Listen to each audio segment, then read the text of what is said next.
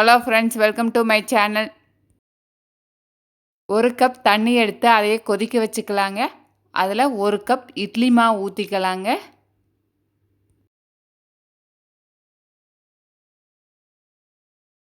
உப்பு தேவையான அளவு.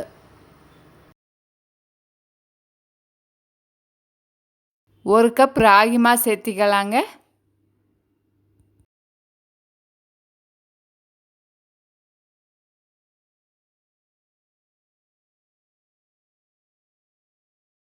அரை டீஸ்பூன் சில்லி ஃப்ளாக்ஸ், ஒரு பெரிய வெங்காயத்தை கட் பண்ணி சேர்த்திக்கலாங்க. சிறிதளவு கொத்தமல்லி தழை.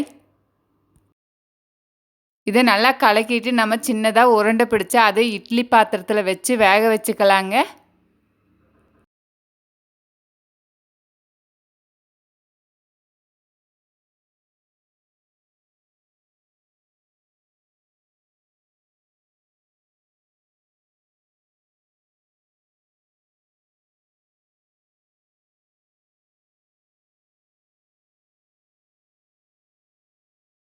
இது நல்லா வெந்துருச்சுங்க.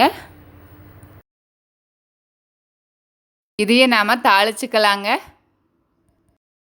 எண்ணெய் 3 டீஸ்பூன், அரை டீஸ்பூன் கடுகு, அரை டீஸ்பூன் உளுந்தம்பருப்பு, கொஞ்சமாக வெங்காயத்தை கட் பண்ணி சேர்த்திக்கலாங்க. சிறிதளவு கருவேப்பிலை,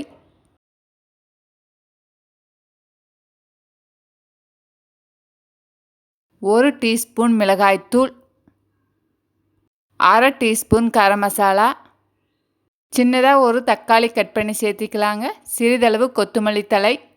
நாம் வேக வச்சு எடுத்து வச்சிருக்கிற அந்த உருண்டையை இது கூட போட்டு கலக்கிக்கலாங்க. நீங்கள் செஞ்சு பார்த்துட்டு எப்படி இருந்ததுன்னு கமெண்ட் பாக்ஸில் கமெண்ட் பண்ணுங்கள். அனைவருக்கும் ஷேர் பண்ணுங்கள், சப்ஸ்கிரைப் பண்ணுங்கள். பார்த்த அனைவருக்கும் நன்றி.